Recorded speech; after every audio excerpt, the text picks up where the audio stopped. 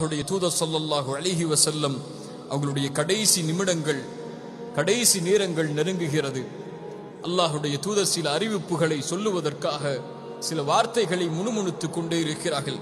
உம்மு சலமா ரலியல்லாஹு அன்ஹா அல்லாஹ்வுடைய தூதருடைய மனைவி அவர்கள் சொல்லுகிறார்கள், கான மின் ஆகிரி வஸியத்தி ரசூலில்லாஹி ஸல்லல்லாஹு அலைஹி வஸல்லம்,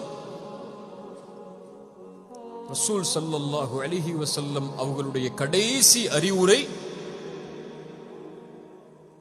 அஸ்ஸலா அஸ்ஸலா, தொழுகை தொழுகை. வமா மலக்கத் ஐமானுக்கும், உங்களுடைய வழக்கரம் சொந்தமாக்கியவர்கள்.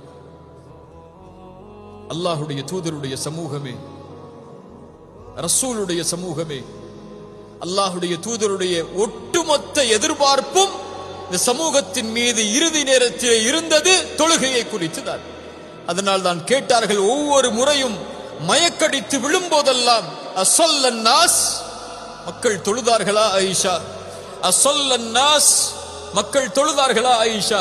அஸல்லன் நாஸ், மக்கள் தொழுதார்களா ஆயிஷா? அஸல்லன் நாஸ். இந்த கேள்வி அல்லாஹ்வுடைய தூதர் இந்த நிலையில் இந்த சமூகத்தை பார்த்து கேட்டால் நிலைமை என்ன? எந்த ஒன்றை அல்லாஹ்வுடைய தூதர் ஒரு காஃபிருக்கும் ஒரு முஸ்லிமுக்கும் வேறுபாடாக சொன்னார்களோ அந்த ஒன்றின் நிலைமை என்ன இந்த சமூகத்தில்? எம்மிலே ஃபஜ்ருடைய தொழுகையை தொழக்கூடிய முஸ்லிம்கள் எத்துணை பேர்? நபித்தோழர்கள் சொன்னார்கள், எங்களுடைய காலத்தில் நயவஞ்சகர்கள் தான் ஃபஜ்ருடைய தொழுகையை விடுவார்கள் என்று.